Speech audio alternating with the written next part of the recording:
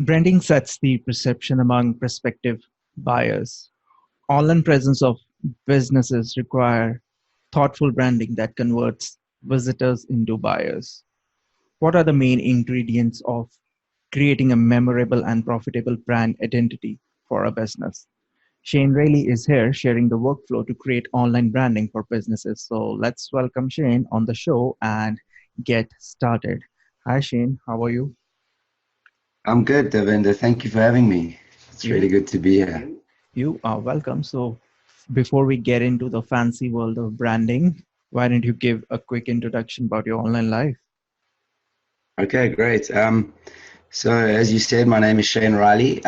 I live in Johannesburg, South Africa, Okay. where I run an agency called Lonely Viking. And so what my agency aims to do is to help business owners who are overworked to still grow their businesses, but actually spend less time working, so they have more time to spend with their families.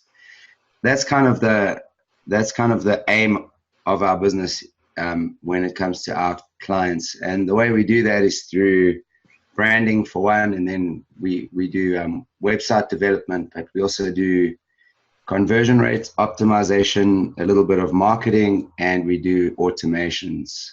So we combine all of that. In some projects, we'll do all of that for someone. At other times, we'll just do, one or two or three of those things. So that's basically what I do. In terms of being online, as you know, we met on Facebook, and we're in some of the same Facebook groups. I'm in your Facebook group. So I'm quite active there. And that's just kind of where I stay in touch with, what's happening in the WordPress world, in the online world, in the marketing world. More recently, Lonely Viking has been getting into creating some productized services I and saw some that. products. Yes, so we're doing some internal projects to do what we're trying to do for other business owners. We're trying to do for ourselves as well, So we're trying to have productized services that can generate income and turnover when we aren't working, instead of trading time for money, which is the trap we can get caught in so easily. So that's me in a nutshell and what I do.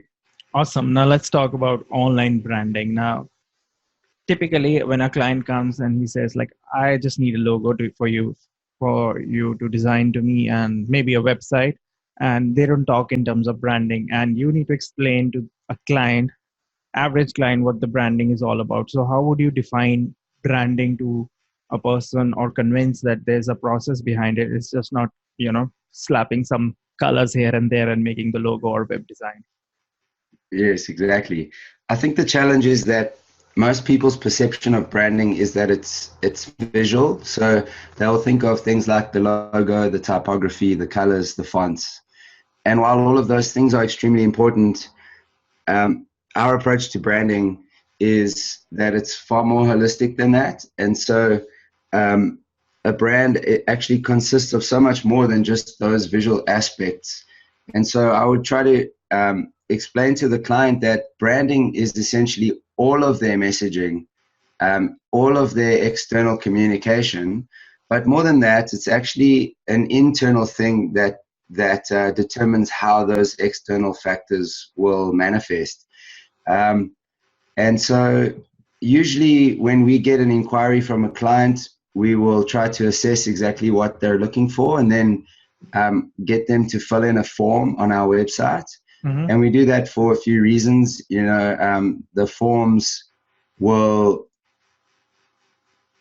already, we have like an ideal client, and when we send someone to fill in the form, if they're not willing to fill in the form, well, then basically they've already excluded themselves as an ideal client, because we want someone who's going to follow our process. And so we send them to that form, and then they'll fill in the form. It's got a whole bunch of questions. There's a branding one in particular, which I'll refer to. And so once that submission comes in, we'll get a notification, and we'll do an assessment on the form, looking at what they think they want. And then we do something called a client scorecard, where we assess the potential client and the project. And based on that, we will decide whether we want to move forward with that project or not. From that point, we will set up a discovery session with the client. So if that's a local client, we will do it. We will meet somewhere and we'll spend either half a day or a whole day. So like 4 hours to like maybe 6 or 7 hours, just going through the discovery process of finding out actually what do they really want versus what they think they want. And then so we guide them through that process. We'll go over things like their goals, their values, their likes and their dislikes, and the processes that they have in their business, particularly sales and marketing processes, and how we can use branding to improve all of those. So that's basically the process that we take. And in the form that you give to the clients or prospective clients to fill, what are the few questions related to branding that you ask in that?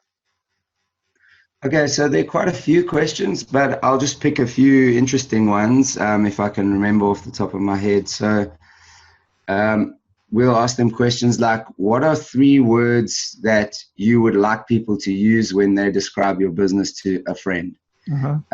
So we try to make it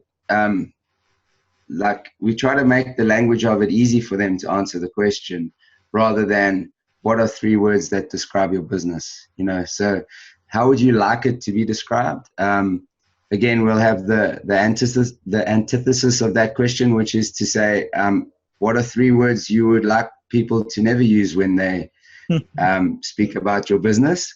And then we have other questions like, if your brand was a person, what kind of personality would that person have?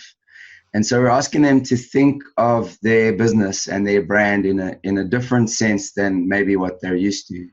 Because what we find is a lot of business owners are really good at what they do, and they've started a business because, let's say, for example, a law firm. A lawyer decided to start a law firm because they're a great lawyer, but they're not a great branding, design, and marketing person, So often they will come and they have never thought of things in this kind of way before. So we try to ask questions in a way that will get them thinking, that they can just answer more in like a conversational kind of way. And so that then moves into the discovery process, where we try to manage the language as well, like that. Okay, now basically any business, any agency building website will get 2 kinds of clients. One would be like, they won't have any idea of branding. They just have this notion, get the logo done, get the website done, and we are good to go. There are other type of people who already have like a lot of baggage with them. Like they've researched on their competitors. Their logo color is blue, so I will want a shade blue. They have a fancy slider on their homepage, so I definitely want a slider with more slides in it. Now, how much weight do you give to clients' pre-existing vision of brand ideas, of which obviously most of them gets inspired from the branding of their competitors? So it's quite tough. When clients come with a lot of pre-existing ideas, it's going to be a bit more hard work to show them, if they're wrong, why they're wrong. But you've got to do it in a really like, you can't sit. I'm sure you can't sit in front of a client and say you're wrong. Obviously, you need to show them a better way. And so again, that discovery process is massive, because you've got to take that half a day or however long it is, and we've got a set like worksheet that we work through.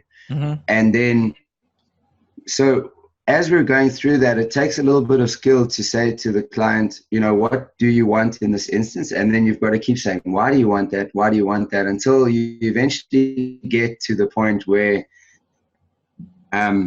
you understand actually what they want to achieve. And then also just to manage the conversation. And then if they start insisting on things, explain to them why something else might be better. And so it's key for us to listen to the clients, but it's also something we communicate up front, is it's very important for them to listen to us. You've not hired us to push buttons for you. You've hired us to communicate your brand better, which is going to improve your sales, or it's going to improve your customer perception, or whatever the case is. And so we have to try to develop a relationship of trust between the client and the agency, which can be a challenge to do, but it's important to do that. So have you dumped few clients on this discovery / convincing phase? I would Those, say that those who are like, there no, have been I'm right. You are lonely. I'm not. yeah. Um, well, there are times when we've done one of these strategy sessions, and so the way we will do it is we charge for it, but then we say if the project goes ahead after this phase, we will take the cost of that session off of the total cost of the project. If they decide or we decide not to move ahead, then we provide a report for them that's come out of that strategy session, and then they have paid for that session. So, I mean, there've definitely been times where we've realized and they've realized this just isn't going to work, and then just to try to manage that process in a way that's amicable is quite a challenge, but we've definitely been there. Kind of curious, like what's the conversion rate from the discovery session, percentage of people who just get the discovery session done to they becoming your clients? Like, do you track even that metrics? I don't track that actually, but I would say Majority of it's them do convert. it's probably like it's probably 1 in 10 that we don't that end up working with. I think because also we do the client scorecard thing that I mentioned before, which like is already we've already eliminated people at that point, and so we're fairly confident the ones that we're going to meet with are already someone that we're going to want to work with, and we assume are going to want to work with us. Okay, cool. So now you've done the discovery session, convincing part, with all the information has been collected from the client. Now it's time to connect the dots and begin the branding process. Like, how do you start this process? Like, do you create mood boards, design boards? What is your way to do it? Okay, so um, it might be helpful if I explain sort of our take on branding a little bit more clearly before I answer this. So um, for me, the three major components of what branding should achieve for a business is to differentiate that business from other businesses doing the same thing. Mm-hmm. Because, like, take web design agencies for example. There's like 10 million of us, right? What is it that makes you different? And so if you're communicating that properly, when potential clients come and they look at you, like you and agency B, they can see, I definitely want to work with that person because of their differentiation. So that's the first thing branding should achieve, is to communicate differentiation. Branding should then should be consistent. And so consistency is a huge thing. Just visually in terms of typography, logos, and like placement of things, that's big as well. But even in terms of other kind of branding things like the language of the brand, and that's why we'll always provide a guide, a PDF document that explains exactly how to use everything, and it's very comprehensive. And so anyone who's working in that brand, or you bring a freelancer in and they're working for you, they have to go through that document, Mm-hmm. and all communication that they create for you or your business or your agency has to be done according to that style guide. So that's the second thing. So it's differentiation, consistency, and memorability. So what can you do with your branding to make people remember you? And just to illustrate something that's not visual, take for example an example that I think everybody will know. When you turn on Netflix, it makes that Netflix sound, right? And even if you didn't see the screen and the next Netflix logo, if you hear that particular sound, you will know that it's Netflix, and that's part of their branding. So it's a branding device, and it's an auditory device. but that's something that makes it memorable. So there are those things: differentiation, consistency, memorability. So now to answer your question, okay, the process. So we've done the discovery session, and now we'll go into what we call the research phase. Mm-hmm. So we're going to do all the research. We're going to research their competitors. We're going to research the market that they're in. We're going to research, we're going to get information from them from like how well things have done in the past. What are their KPIs? So we can track that stuff going forward. A lot of this is marketing stuff as well as branding, but I find it's important to know when developing the brand. And so in that, we're doing that research process, and we're going to research colors and all of those things. And then we're going to start developing the brand guide. And some clients have a rebranding project or a brand upgrading project, which doesn't even require the logo to be changed at all. Yeah. You know, they want to find out how can we make things look fresher, but we don't want to change our logo. Or how can we communicate better? So part of branding that we do is the vocabulary of the brand and the way the brand speaks. And we'll even in the brand guide, we'll say that these are the kinds of words you should use, and this is how an email should sound. This is how you should sign off on an email and that. So we research all of that. We research the target audience.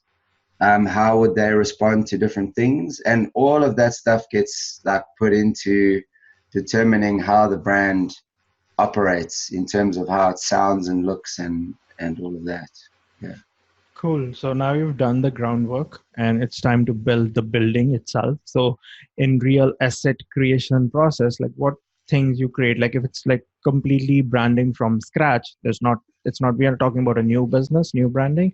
So what are the first few things you create, like after brand board, mood board? Like, is it the logo, the social assets, website layout? What is your process from A to B? Yeah, so we would definitely create the logo first, usually. Mm-hmm.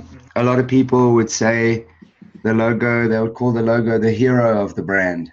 And so while there are brands that exist that don't even have logos, like if you look at certain YouTube personalities, they would have 10 million followers and it's actually a successful business and it's definitely a brand, but they don't have a logo.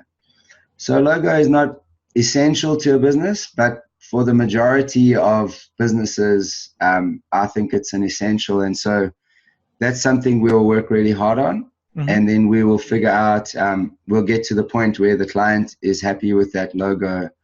And a lot of that will determine, especially the colors and stuff, will determine how all of the other assets look going out from that. So generally our process is to start with the logo.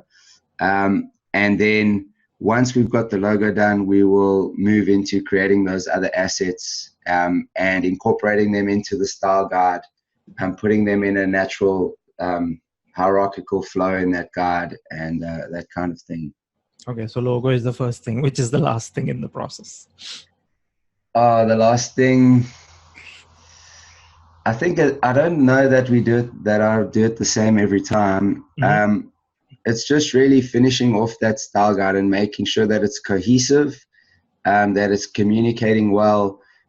We will usually even in the style guide, or at least in the delivery document to the client themselves, maybe not in a client-facing or in a public-facing style guide, but to the client, we will give motivations for why we made certain decisions. We'll give an explanation of the thinking behind the logo and what we expect it to communicate. So that stuff's being created as we go, but I think the very last bit is polishing off the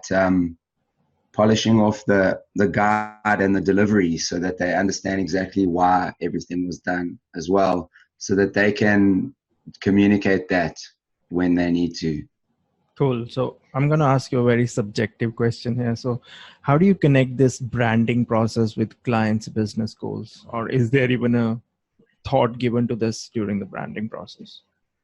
Sorry, you broke up just a little bit there and I didn't catch your whole sentence. How do you connect the branding process with clients' business goals? Like, Is this even a thought while doing the branding process, or has any client even said you like, hey, I want to achieve this many eyeballs in, in probably six Okay. months? How would this branding help me do that? Or do you would you create a brand that will help me achieve that? Like, do you connect these branding exercise with the business goals of a business, or of what client brings on the table?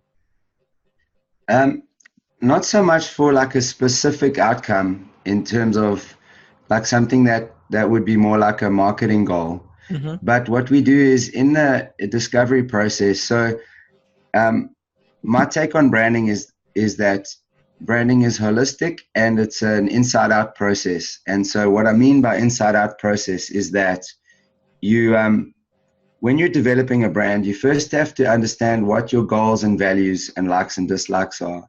So if you think of a brand like a person, Mm-hmm. like you or I, we would have a set of values, like a worldview, something that determines how we live, you know. And so we try to figure out what is that for the brand, and then a lot of the branding comes out of that. So in terms of goals, these would be more like long-term overarching goals. So you could ask the question like this: how do you want your business to change the world? Now that's a very big question, and maybe most people, and probably most people's businesses are not going to change the world. By making more But money for myself. yeah, exactly. And so that's to get thinking about framing it in a different way. What is the goal of this business outside of making a profit? Mm-hmm. Like, profit should be a byproduct of business, not the goal of business. Because if making a profit is your goal, you're going to pay your workers too little.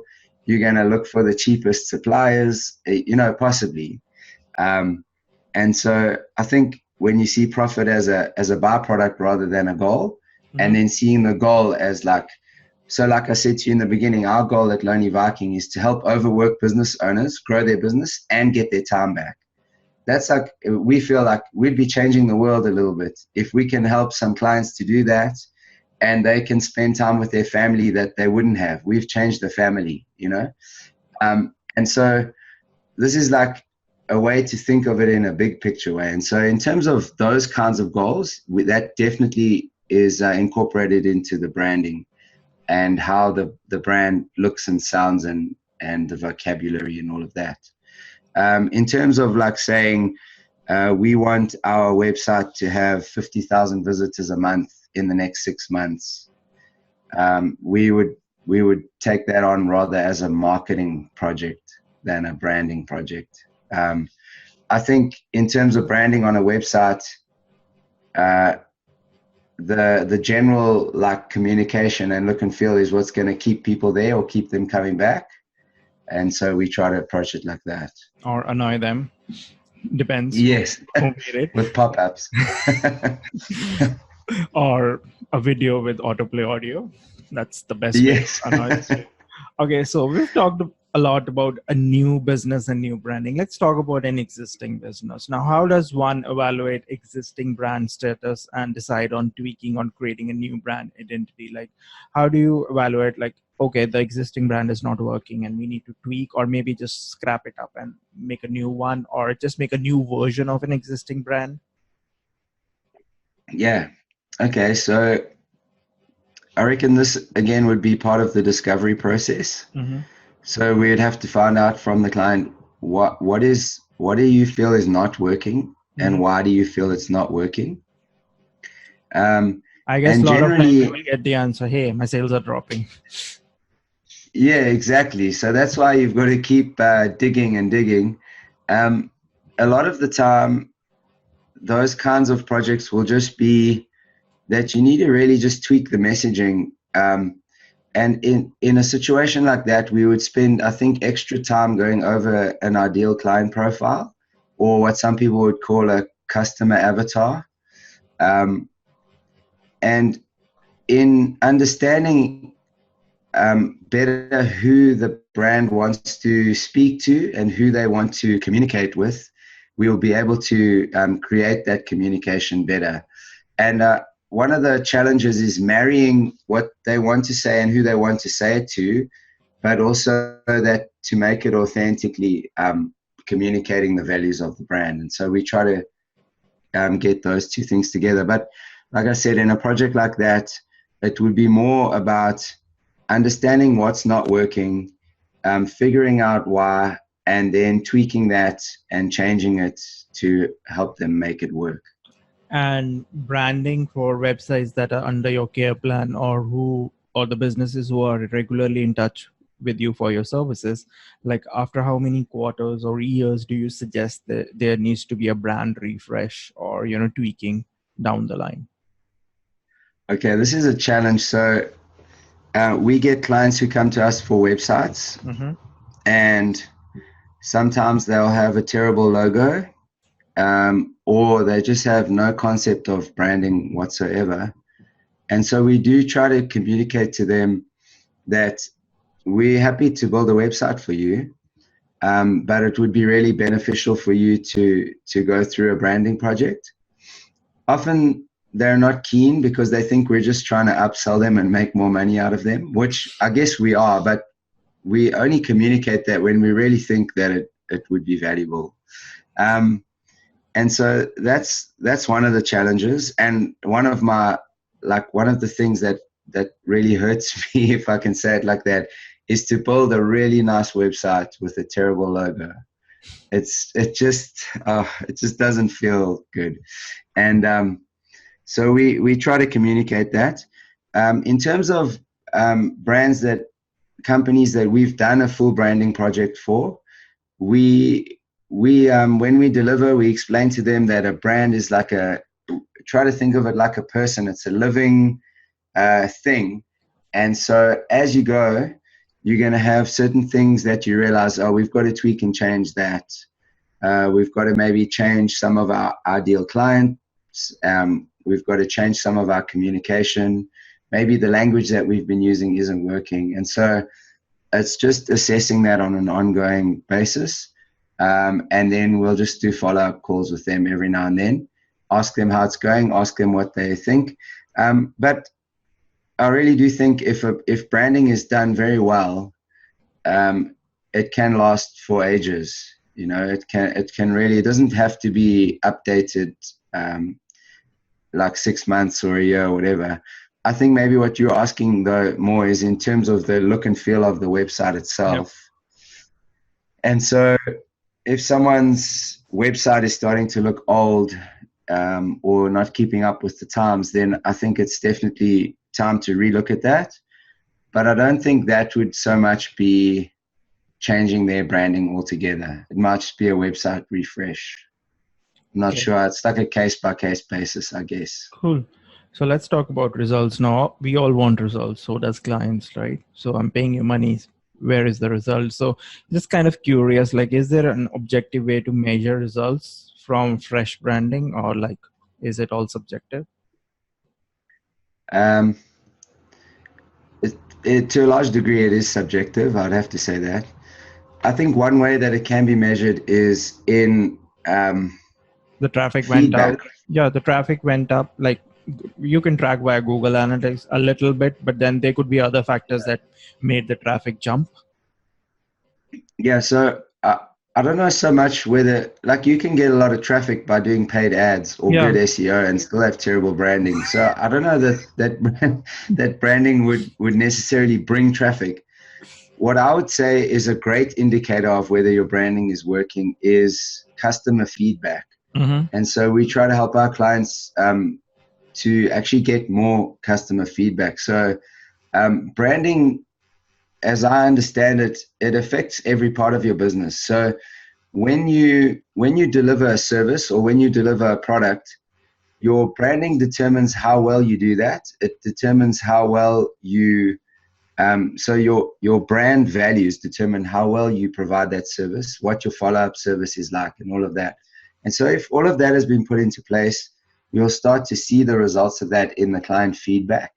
So when they refer other people, or when they give a review on Google or Facebook, or if you send them follow-ups asking for testimonials, those are the kinds of things that that I think will be the kind of indicators that the branding has made an impact on the business. In terms of like actual analytics and that kind of thing, I'm not too sure, to be honest. Okay, cool. Now you've created a brand identity for client and client is happy. So it's all rosy. You got paid, client got the results. Let's flip the scenario. Client is not happy with the branding flow and wants immediate rollback. How do you handle these kind of situation? Like, or are you been too lucky that you never faced this kind of a situation? Um, so it's a scenario that we haven't found ourselves in very often. Uh-huh. I think our communication along the way during a project is good, so we get constant feedback. So that's really good. We make sure the logo, like I said to you, we'd usually start with the logo. We make sure that they're really, really happy with that, or that we've explained to them why they should be happy with that and they've agreed. And then from there, once we've done that, we will continue with the rest of the project, communicating along the way. We do have a contract in place, and so once we get to the end of the project, if they're unhappy, we do sort of we keep a whole bunch of the money because we've done the work, but they can do like a, I can't remember what we call it in the contract, but it's like a, man, I can't think of it, but let's say we call it like a trashing fee, okay, which is a terrible way to call it, but they could basically pay a fee to like cancel the project. They don't get to use any of the assets or use any of the work. It still belongs to us. It's in our possession until the final payment has been made and they've been signed off. Then we hand over all the assets to them. They can end the project and say we're not happy. We keep a percentage of the fees because we've done the work, and then they don't get all of that stuff because obviously everyone would be getting it cheaper then by canceling, you know. And so, but I've never had to do that. So it's in the contract, but we've never gotten to that point, thankfully. So You're lucky Viking.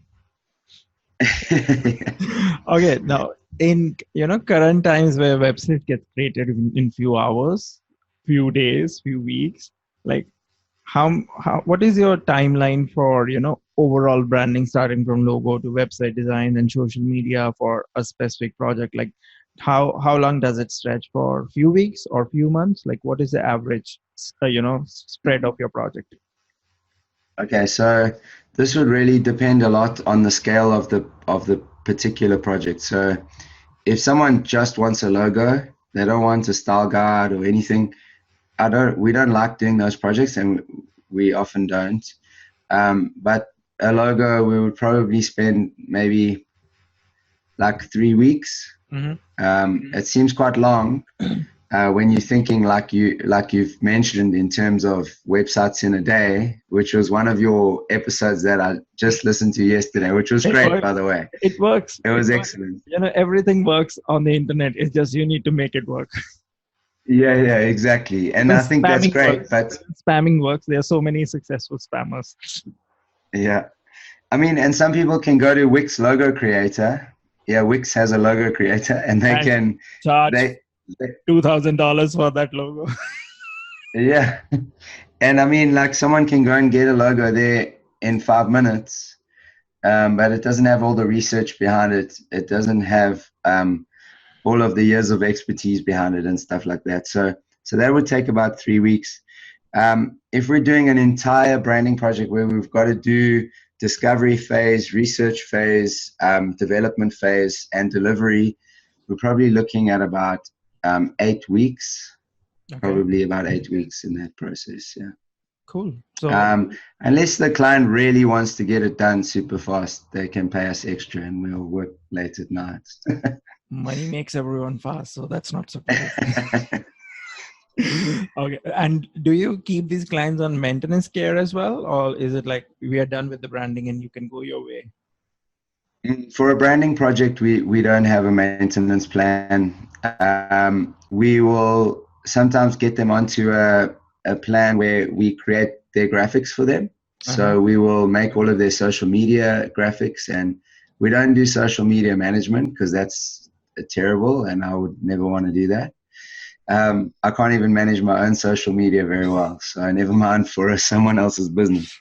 But so we will do graphic design for them on a retainer. Um, Most of our retainer clients, if you use the word retainer, are for website care. So those would be care plan clients. But Okay, yeah. cool. Let's switch our gears and talk about your toolbox. So, which are your current 5 favorite tools that power your online business? Okay, so those would be G Suite, which we use for our entire business. We use the email, the docs, all of that stuff, the drive. MailerLite, which we use for our email automations. Zapier, which we use so much. I think if Zapier like shut down, all of our processes would shut down No, with it. they won't. They make a lot of money. Yeah. I know they won't, but if they did, we use Slack for communication, which works really well. The integrations in particular are awesome.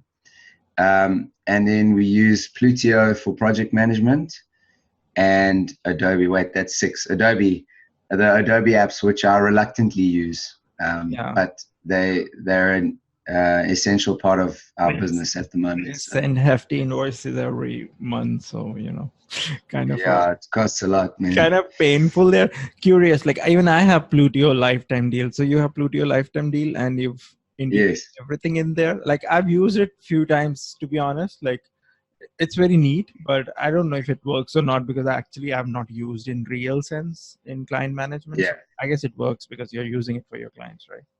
Works for us, yeah. We actually just been developing a WordPress plugin integration for it, so which we'll be releasing in about a week. Awesome. And you mentioned Yeah. Zapier or Zapier, like so many I don't pronunciations. know how to say it. Yeah, I thought because they're called Zaps that it would be called Zapier, but Curious, what kind of automations do you do via Zapier? um, oh man, many things like Is it like when we get a payment in. okay? Hey, Is it like email yes, communication? Like someone clicks on this links and he gets this, email, yeah, automated email, etc. Like that. yeah, like that. Or we use Zero for our accounting, so we can automate things like creating invoices. So if a client accepted a proposal, automatically create and send an invoice. Those kinds of things. Man, we have so much in there now, I can't even think of anything.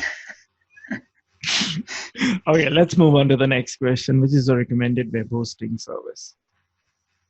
Okay, so at the moment we use Run Cloud as the user interface That's kind of for our technical. digital.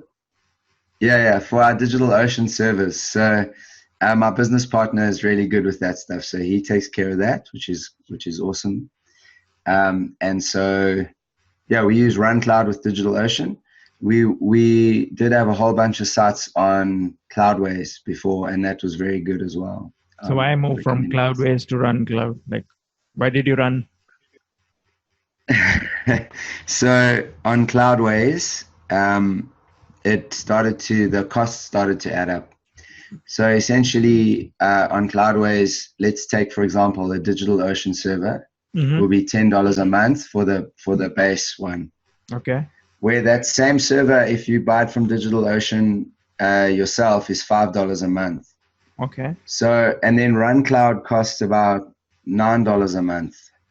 So, but you can have unlimited amounts of servers linked to that.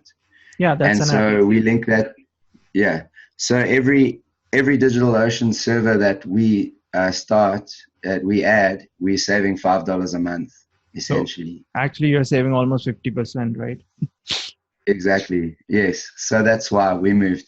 And RunCloud also has an API that we use to do a bunch of like automations when we spin up WordPress. We can inject inject, for lack of a better word, we can inject all our plugins into that, and we can spin up a ready built WordPress like framework before we start adding the design and stuff to it. Okay. So the API is another reason. It's very cool. Okay. So which is a recommended page builder? Like, do you build websites using page builder, or is it like all custom coded for your clients? No, we use Elementor for the most part. If there's like a big project or like we'll occasionally do like a web app, like a custom development. We'll use other things that don't use page builders, but for the most part, we will use Elementor. It's probably, I've used Beaver Builder quite a lot.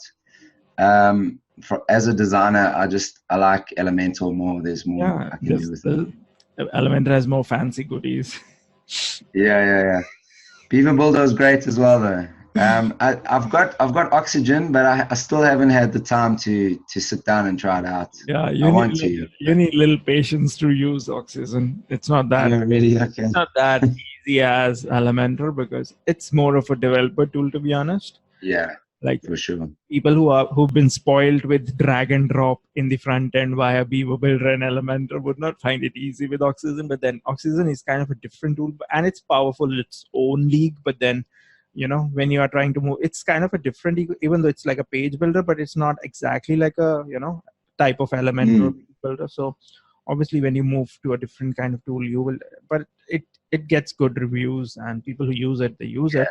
But then Elementor is the king. Like, it is getting all the eyeballs. It is at the moment, yeah. They've been throwing all kinds of new features every week and making the elephant bigger. So yeah, I hope it doesn't get too bloated. I think that's the kind of fear that everyone has. But let's say Beaver Builder, fortunately, it's still a small animal, which is fine. Yes. Okay, so I think you already answered the next question, which is your recommended email marketing service. I guess you're a MailerLite fan, and you shove in Zapier there to do all the fanciness and save your time. Yeah. Cool. So that's what we do. Cool. So last question: any upcoming tool or service that has caught your attention or eye recently? I bought Crisp recently from AppSumo, and I'm using it right now. And I quite like that one, actually. It's good. I have kids at home, so if I'm doing these at home, if I'm doing like a client call or a podcast or something at home, they'll often be like banging and screaming and stuff in the background. And so it actually works really well to cut out those sounds, which is cool. And then, I don't know, at the moment I'm looking at Login Press and trying to decide. I've heard it's a little bit bloated, like it's a whole lot of stuff. But then if you're using Elementor, why would you actually need it? You don't actually need it. You can create a login page via, I actually don't feel obviously this Login Press is good for people who are not going to use a page builder, and, they have a membership website, and the membership plugin doesn't give you normally a membership plugin gives you a shortcode, but they don't have the technical know-how to use that shortcode in designing the login page. But I guess it would be kind of an overkill to use with Elementor, because you can do the same thing with Elementor, to be honest. Yeah, that's true. But the tools that you're mentioning, I sense that you are an AppSumo fan here.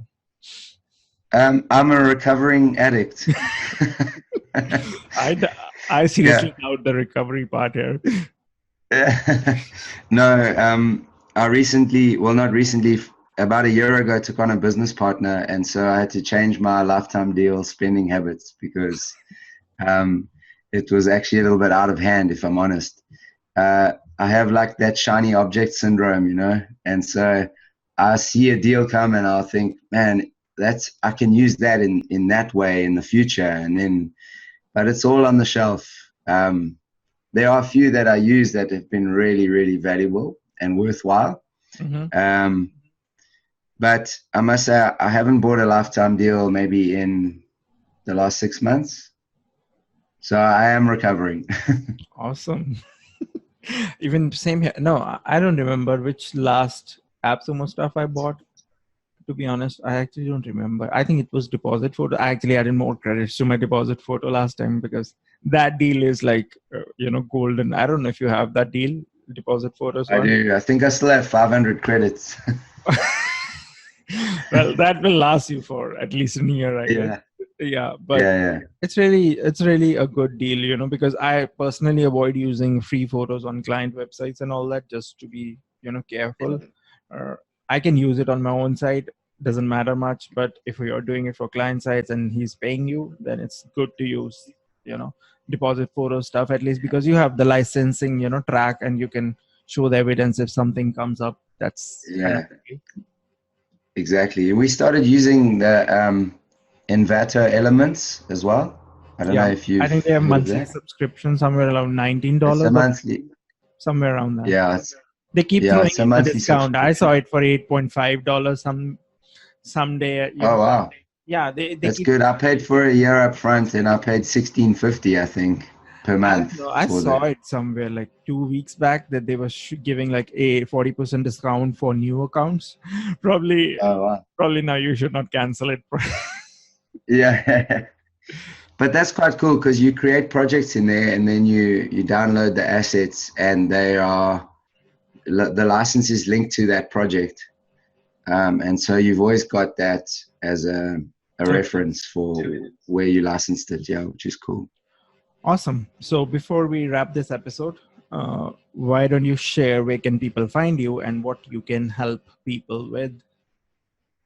Okay, so I've got a small Facebook group. It's called The Lonely Viking. Let me just go and have a look quickly. It's got a really long, silly name, but um, it's Branding. called The Lonely Viking Group for Web and Design Professionals. I'm thinking about changing the name. So you can find me there on Facebook, and I'm very active there in Facebook in general. Where else? You can check out our website. I'm on LinkedIn. I should be using it more. I'm not using it as much as I should. Other than that, I'm not really online much other than Facebook, and I scroll through Instagram, but I don't post too much. Awesome. Thanks for sharing. And it was Cool. amazing talking to you. Have Yeah, a thank good you. day. Have a good day. Cool. Cheers.